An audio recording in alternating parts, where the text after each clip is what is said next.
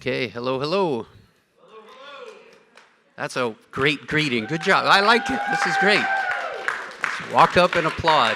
All right, thank you. This has been a great session. No, I'm kidding. We are really good. We are happy to be here.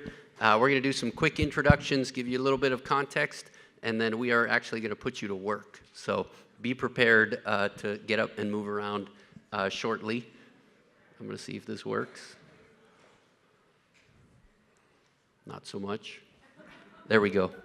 In case you didn't know who we are, I'm Devin Vodicka. I'm the Chief Impact Officer from AltSchool, and we have... I'm Katie Martin. I'm the VP Professional Learning, and excited to be here with you all today. That's right. Go ahead. I'm trying. I know, you can keep applauding. This is good. All right. So we're going to kick this off. One thing I will say is I had no expectation that any of you would be here. I pretty much said about 10 people. I mean, it's 3:30. They're already tearing things down. So I just want to give all of you credit for actually making it here and still standing or sitting at the end of this long conference that takes a lot of energy. So we're going to start by just doing a little reflection and thinking about who you are as a learner so that we can connect that to the work we do in schools. So if you just take a minute and think about one word that describes yourself as a learner. I'm going to give you about 30 seconds to think about it, and then I'm going to ask you to tell somebody next to you.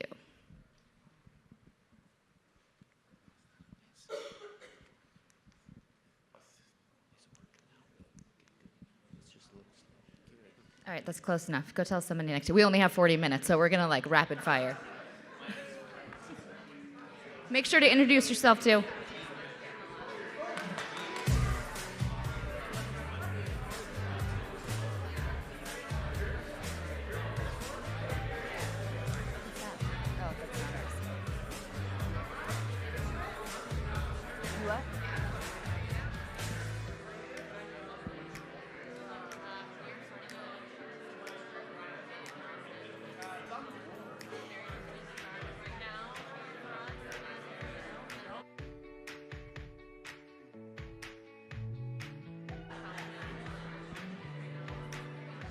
All right, start wrapping it up. Make sure you've heard both people. I'm going to ask for a few volunteers just to popcorn out the word that describes you. Immersive. All right, I like it. Time constraint, continuous, curious. I like it. Visual. Great. So you only had a chance to hear from one other person, but you heard a few of them. The one thing that it's important, one, to connect to who you are, but it's also important to think about in this room, there's, 50, 100 of us. Welcome. We're all very different learners. There was not often the same word that comes up for every single person in a room. Yet we have created schools that assumes that there's one way to learn, and we've created the way for kids, and we assume they are learning in one way. And we know often, if you have kids, I have 2 kids, they are so very different. And our schools are filled of young kids who are very different, educators, adults who are very different as well, and we all learn in different ways.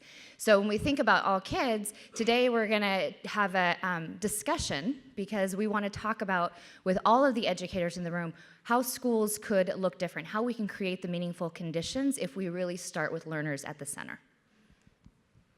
So a little bit about why we need to be oriented in this way. Katie just mentioned that we're all different as learners. We've done this activity with many different rooms, and it is very unusual that people would have the same word to describe themselves. And the way this plays out for our learners in our schools is we know that the longer that they stay in our schools, the less engaged they are in learning, which is exactly the opposite of what we would like to see, especially in a time where lifelong learning is going to be so critical. And this is data that comes from Gallup. It's a huge data set. It's been repeated over and over. And most educators will tell you that if you just walk through an elementary school, a middle school, and a high school, you can see this playing itself out. And the result of it is that only about 80% of our students graduate from our high schools as a nation, which means about 1 out of 5 is not even completing high school, which right now is a relatively low bar in terms of the types of skills that are needed in the future. And this is particularly important because we're in a time where the pace of change is accelerating. So we're at a tech conference. Most of you are probably familiar with Moore's Law. Essentially says that computing power doubles every 18 months. This has been holding steady for decades, and we are getting close to the inflection point here where this will feel like it's pretty much vertical. When I was a kid and we went from an Apple II to an Apple III computer, that felt like a big advancement, and it was doubling the computing power, but it's nothing like what we're experiencing today. And what we're experiencing today is nothing like what we're going to see in the years to come. And if you're not convinced of that rapid pace of change, just think of things like voice recognition and how a few years ago that was science fiction, and now probably in this room everyone is talking to Siri or Alexa on a pretty regular basis, and you notice that's getting better and better, faster and faster. And so pace of change is accelerating around us. We have learners that are increasingly disengaged. This is a bad combination for what we would like to see. And it's leading organizations like Education Reimagined to come up with these very strong statements, which essentially say we can't be just tinkering with our system. We can't be making small changes and expecting dramatically different results. We've been trying to optimize this industrial age system of teaching and learning for 100 years. And these graduation rates have held steady for about 50 years now, in spite of reform after reform, lots of well-intended efforts. So we know what our system produces presently, and we need to be thinking about something that's dramatically different if we're really serious about the idea that all children need to be thriving. And so that leads us to this scary place of, well, what does that look like? What does it mean? How do we start to begin imagining a different kind of system for teaching and learning when we're so comfortable with the one that we have? So this is really what we're working on at AltSchool. We're an education technology company. We run 4 schools. We're partnered with about 30 schools now across the country, and our focus is on accelerating this shift to learner-centered education. And learner-centered education, like a lot of the terms we use in education, can take on a lot of different meanings, so we're going to dig into that next.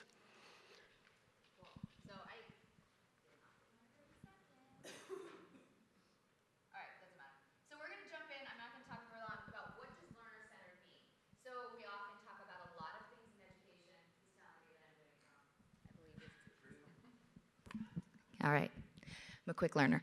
So if, not so much. So when we think about learner-centered, we want to define that. We want to talk about that, what it means. And most importantly, for you and your schools and communities have to have that conversation about what that means. So we are going to do something really crazy at a conference. We're going to get you up and have you work together and do something. So you guys are all experts in your own right, have a lot of experience, a lot of ideas, but can learn a tremendous amount from one another what this means.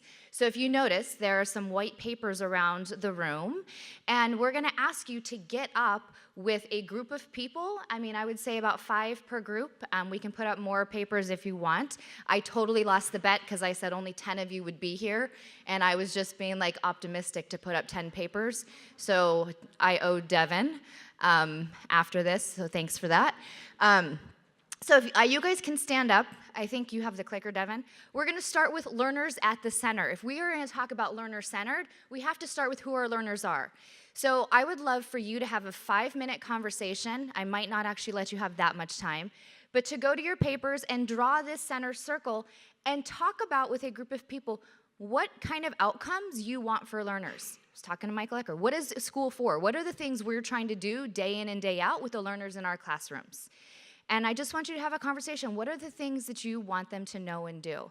I think that, so what knowledge, skills, and dispositions that you believe are critical for learners to develop. I'm going to give you 5 minutes. Draw the circle, write the words, pick your team, pick wisely. You'll be with them for the next 25 to 30 minutes.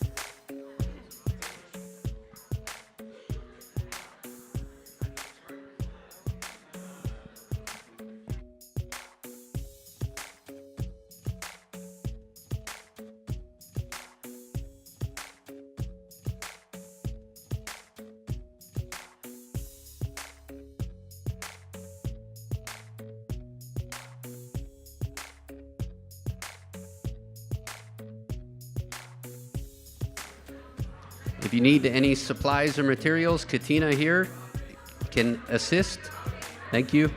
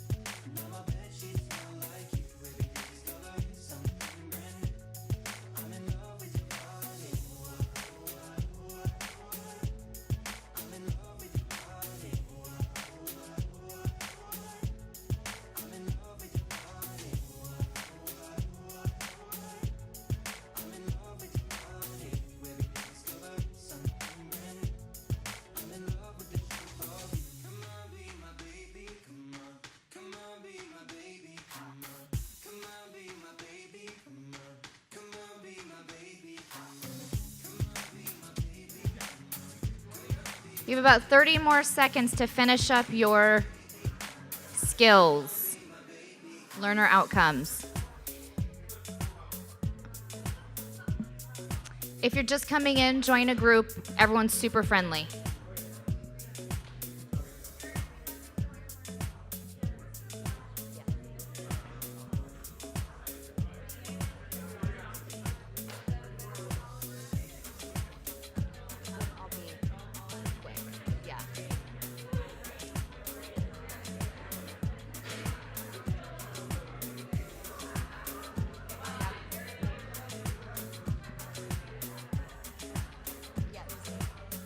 All right, if I can get you guys to pause and turn to the screen for just a moment. You're going to go right back to your poster, so I wouldn't really encourage you to sit down. We walked around, saw a lot of commonalities, lots of ideas and things that come up a lot. One of the things that we've done at AltSchool, Devin has done extensive research on these student outcomes and these learner outcomes, and boiled it down to basically three areas. One about agency, who you are as an individual, knowing yourself, your strengths, interests, and values, goals, and that includes academic mastery. Collaboration, which is how you interact with one another, being a global citizen, emotional intelligence, flexibility, and then the real-world problem solving. These are the things like once you know yourself, once you can work with others, how do you use those knowledge and skills to solve problems that can make a difference in the world? So these are our learner outcomes at AltSchool that are the core of the work we are doing. How many of you had similar ideas and outcomes that connect to the themes on this wall? Cool, we're aligned, we're in the right space. Oh, there was people taking, okay, got it. We can send it to you for sure also. So one of the things, Keith, will you just raise your hand since this is your school? Keith is a principal at Odyssey STEM Academy in Paramount Unified, and really has just done phenomenal work on creating experiences that are personalized, relevant, and contextual, and really helping students understand who they are and having these authentic, rich experiences to develop those skills that we're talking about. So it's been great to see how students can do things outside of school, in school, around the world, and then also gather evidence of that work and be able to share it with their teachers and their families as well. And just shown tremendous results as well, both academically and with the kids. The second thing then I'm going to ask you guys to do, once we know about the learner outcomes, if we are going to shift this system, we then have to think about the learning experiences we want students to have. So you've talked about the learners, what you want them to know and do. What kind of learning experiences do they need to have on a day-to-day basis to develop these skills? That's the question, that's the task. Go back, 5 minutes. All right, I'm gonna ask you to pause again.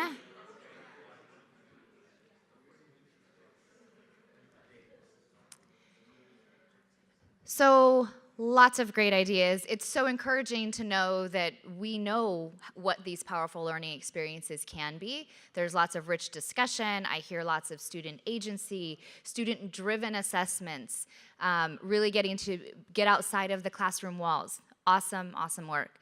So one of the frameworks that we use at AltSchool is Education Reimagined. And the reason that we've aligned with this, this approach or this framework is really because when we look across all the different models, there's this convergence around these five points that they call, that make up this Education Reimagined star. So the first is around competency-based.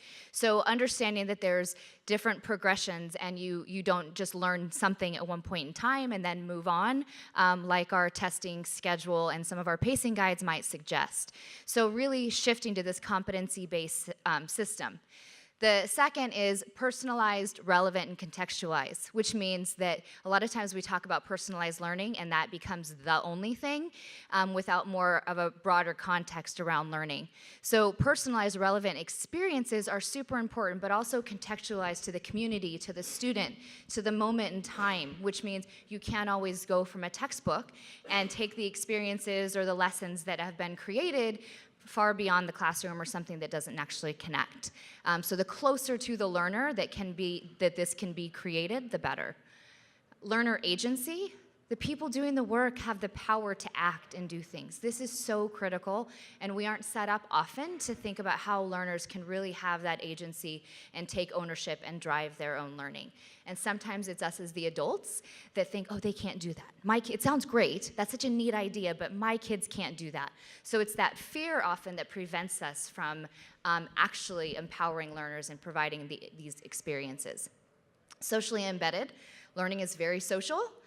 We learn together, we learn with one another, we learn through conversation, and these things need to be embedded in our school day. A student said recently when I was asking them, tell me about what you want to see in school. How do you learn best? And they said, I just need time to reflect and talk to people about what we're learning. We move so fast, and I just want to slow down and really talk and work with other people. And then the final piece is open-walled.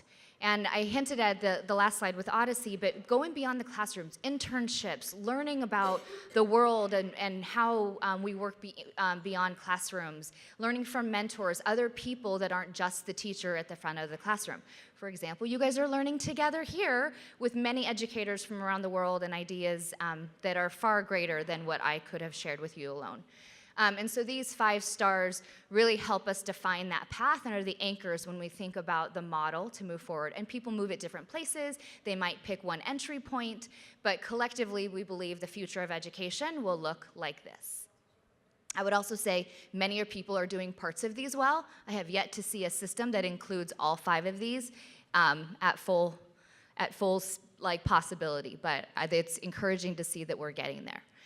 And so the way that we think about this, I think traditionally the teacher is the one leading it, I have all the information, I'm gonna tell you and we move on. But as we move to the learner-led, you can't just say, you have choice, figure it out. That often doesn't go very well because they don't have the experience to all of a sudden say, I know what I'm doing. When we talk about personalized learning, a lot of teachers will say to me, well, Katie, I ask my kids to personalize their learning and they don't know what they want to do. Well, of course, you've told them what to do for the last 10 years.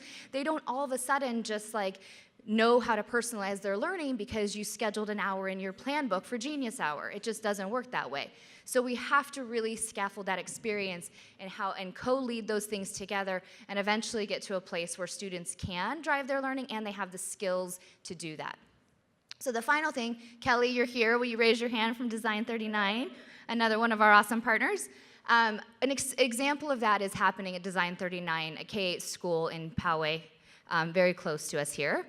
And they're really looking at developing this competency-based model. They've said, we know that students develop their competencies along the way. We want to help them know where they are and understand this journey. And so they've really worked to develop these competencies and help students along the way. So it's an awesome example of what is possible in this space.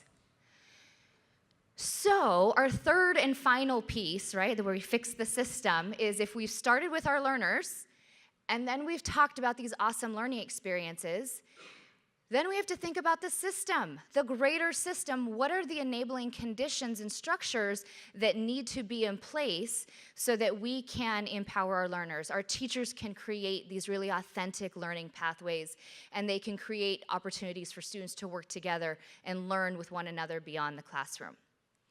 So your final question today is, what are the enabling conditions that are critical I should have fixed that, to develop the desired learner outcomes? It's okay to fail publicly. I just want to model that for you. And so if you can go back to your group and talk about what those enabling conditions might be. And Devin, remind me to fix that slide. All right, so as you guys are coming back and settling into your seats, feel free to we're going to leave these up too, so if you want to look at them afterwards, I would suggest peeking at what people have added because they're very, very cool. So one thing I want to point out, as we look at these concentric circles, it's easy to say like, oh, somebody else has to do those. Those are the things for somebody else, and if they just did that, my job would be so much easier, right? There's this culture of like, they are the ones who do the enabling conditions, and we are the ones that do the hard work.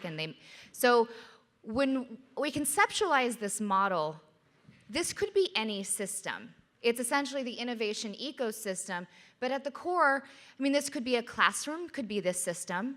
It can be your school, it can be your district office. So it's not just for students when we talk about learner outcomes. Learner intentionally is the word used there and not student. Because when you go back to these outcomes that we've talked about, and if I go back to the impact framework, aren't these the things that we want our teachers to be demonstrating as well? Aren't these the things as principals and school leaders and central office and superintendents we should also be modeling and expecting of one another as well? So these outcomes aren't necessarily separate for teachers and students, that if we all own these skills and develop them, we will be better off at solving problems and working together. And this morning, if you were in the keynote with Mark from Yale and Ruler, he talked about leadership. When leaders have the emotional intelligence, the people who work for them, who they supervise, are much happier and are much more content and satisfied in their jobs. And when leaders don't have the emotional intelligence, people are very frustrated in their work and not very productive. So this comes with your ability to problem solve, your ability to collaborate, and agency. It's all woven in there together. Trying to think, what else before I hand it over to Devin? So when we talk about the enabling conditions, the final thing that you created, when we look at this work at AltSchool, it's much bigger than that, but we think about the beginning. What's the North Star? What are your vision, mission, values? What are the things that are going to anchor you? That needs to be a core piece with the success indicators. So again, that impact framework, what are the things that we're looking for, and how are we going to measure that? Too often, our vision is big, and we talk about kids being problem solvers and learners, and then collaboration, all these things that we wrote all over our posters, and then we measure with a standardized test score one day a year, or now it's like a month a year, but we measure this one test instead of elevating those skills and teaching and assessing and measuring them throughout the year. So we believe that's super important to identify up front and figure out how to measure. defining that learning model and being clear about the learning experiences that you guys wrote in that middle circle, being really clear what those are so that we can get to those learner outcomes. And then ongoing iterative learning cycles so that it's a learning process, not just I'm going to training one day and I figure out how to do this thing that never actually makes any change in my classroom or in the school because we don't have the time and the conditions to do that well. And then we can scale impactful practice from that point on. And Arcadia Unified is another one of our partners that I don't believe anyone is here from Arcadia, so I can't have everyone raise their hand. Katina is closest. But you know, they're looking at this as a system level and really thinking about the conditions and setting this up, how they can shift an entire school district and really leverage these principles to support their learners and to create new and better outcomes. And so should I do commitments first? Okay, we have a few minutes. I want us to think about, you guys had some really impactful conversations, and sometimes it can be really big. But I'd love you to think about what's one thing, what commitment you can make from your conversations to move forward. So I'm going to ask you to talk to a partner. I'm going to give you about 1 minute so that Devin has 3 minutes to share your commitment verbally. If you feel like sharing it with the world on Twitter, you can use the ASU GSV hashtag. But I'd love you to verbalize that commitment or that goal. All right, we're going to bring you back together. We are getting close to the finish line. We appreciate you engaging through this process, and I encourage you to really hold that commitment in your mind, because I think all of us have had the experience of going to conferences. We get inspired, we have all these great ideas, and then we go back and we're just back in the whirlwind or the vortex of our daily context, and things don't change. And so I really encourage you to honor that commitment that you just mentioned. Even though I said our system needs big changes, it's going to take many steps by all of us in order to move the needle to a system that is more learner-centered. So part of that is really being intentional about what we focus on, and I talked about the impact framework. It's also important to think about where all this data and these inputs need to come from. That's a complex process as well. So I'm not going to spend time on this, but just let you know we've also been thinking about how we can activate learner voice through much more self-reflection, engage peer feedback as a lever for change, and then also think about non-traditional sources like experts in the community that can be insightful in informing progress. And really, for all of us, this is a learning journey. None of us have it completely figured out. As Katie said, we see pockets of greatness across the country when we visit schools. There are people in this room doing incredible work to try to empower our learners to drive their future, but I think they would all say they have not figured it all out. And so we really just need to move through this process of discovery, design, delivery, and keep learning through that.